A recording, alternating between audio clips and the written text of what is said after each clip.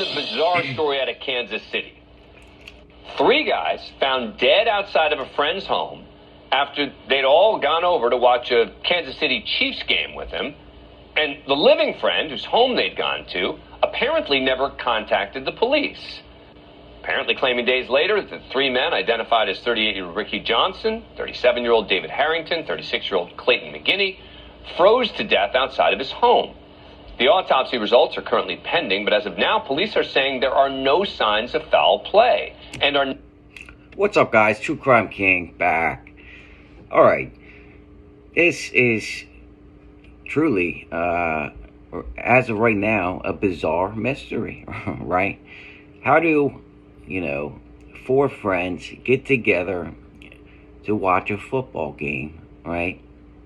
And then 3 of them end up in the backyard with their vehicles still parked out front for 2 days, and then the guy that lives there doesn't even realize, right, for 2 days. And one of the guys that died's fiance came over and broke into the house, and then apparently found one of the dead bodies and then called the police.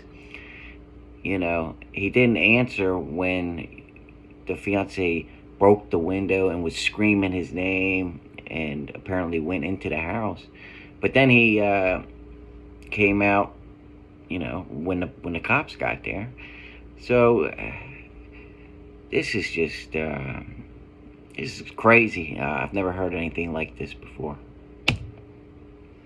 Not treating this as a homicide investigation. Joining us now is John Paserno, the attorney for the homeowner. Thanks a lot for coming on the program. Appreciate it. All right, so a lot of people, particularly family members of those who died, have a lot of questions for your client. What does he say happened here? Well, at this time, he doesn't say anything different than what he's told police previously, that he has no knowledge of what happened to those young men after they left his home.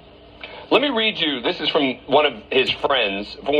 How does he have no knowledge of what happened? I mean, he doesn't know what they were doing.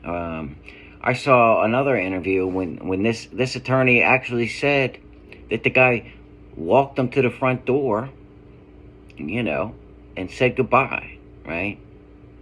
So what'd they do? Come back in, and he didn't hear them. And then somehow walked out back and just died, right? The friends of the one of the people who died, who said on Facebook, "The man was inside his home alive while my friends were dead in his yard for Lord knows how long. They were all hanging out since after the game Sunday. He knew people were looking for them. He read messages of people searching for him on Tuesday. My husband banged on his door for 20 minutes. My friend banged on the door and then busted a window and yelled and announced her presence while she's inside, and still nothing from him. Then the cops come 10 minutes later, and he comes out nonchalant in his boxers with an empty wine glass in his hand. Nothing is adding up. Dave..." Yeah, this does not add up at all, right? I mean, let's take this man was inside his home while my friends were dead in his yard for Lord knows how long, since Sunday, right? And this is now Tuesday, okay? They were all hanging out since after the game Sunday. He knew people were looking for them. He read messages of people searching for him on Tuesday. This girl's husband bangs on his door for 20 minutes, right? And then her other friend, which is the fiance of one of the deceased, banged on his door and then busted a window, like I said, yelled and announced her presence while she's inside, and still nothing. Like, what's he do? What's he doing? Hiding? I mean, did the girl just not go in his room? That's a little confusing. And then the cops come 10 minutes later, and he just comes out nonchalant, like he doesn't even... Obviously, he knows something's up, right? I mean, you don't just not hear somebody break into your house, somebody banging on your door for almost a half hour, right? And then all of a sudden the police get there and bang the same way, and you come right out, right? Give me give me a break there, right? Clay and Ricky need and deserve justice. They didn't deserve this. Your response? Sure. Even if all of those things are true, that doesn't mean he had anything to do with what happened to those young men. Obviously, 3 men who die all at the same time. And there's no signs of foul play whatsoever from the police. There's nothing to indicate that Jordan had any involvement whatsoever in their deaths. I spoke with the prosecutor this morning, as a matter of fact. The toxicology reports are due in a couple of weeks. And, we can all speculate as to how they died. But as far as my client being involved, Jordan didn't have anything to do with their deaths. Okay, well, of course, this lawyer's going to say that. He's his lawyer, right? He's saying there's no foul play suspected.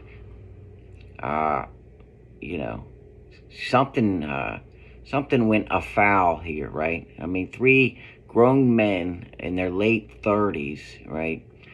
Don't just go outside in the middle of winter in Kansas City, right? And freeze to death, right? Something happened, right? I mean, whether maybe they were all doing drugs, and then I don't, this is, I gotta wait and see. I want to see what the maybe the police are waiting for the drug the lab results to come back. I don't know. What do you guys think? What are you guys thinking? Put down in the comments. Nothing is adding up. It just doesn't, if it looks like a duck and quacks like a duck, usually it's a duck. It just seems like something, this guy's client, in my opinion, knows something that he's not telling the police. When they left his home after the game, he didn't even really know which door they went out. They were in the backyard. Okay, see right there, he said that he didn't even really know what door he went out. I just watched, literally right before this, another interview in which he told Banfield that he walked the 3 friends to the front door and let them out. So even the lawyer is changing his story. That's super suspicious to me.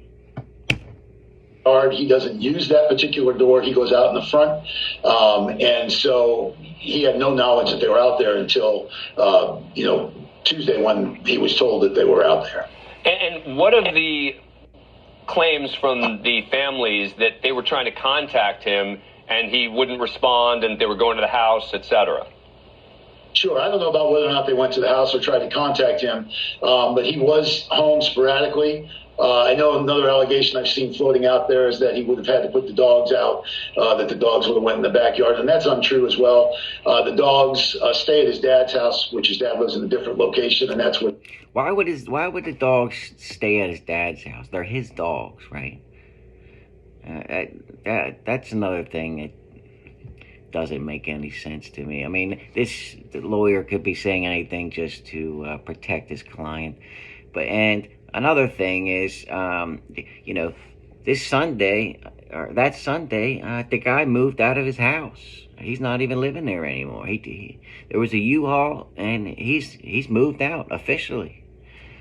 That's a little suspicious, I mean, why would you just move out of your house? You get a hotel for a couple days while the police are doing their thing, right? You don't need to move out of your house, right?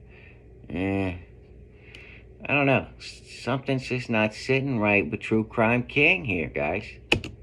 Where the dogs were. He had no reason to go in the backyard. As you can see there, we've had recent snowstorms. And their cars were sitting in his driveway since Sunday night all of Monday and most of Tuesday. And the guy, you're saying he didn't go anywhere. He didn't even look out his window, right? We just heard that this guy just said that his client uses the front door and was home sporadically, right? So that means he left and came back, right? I mean, he had to have seen the cars, right? If you see the cars, you go, how'd they leave, right? They didn't walk home, right? Come on. It's not passing the True Crime King smell test, guys. I think we're going to learn something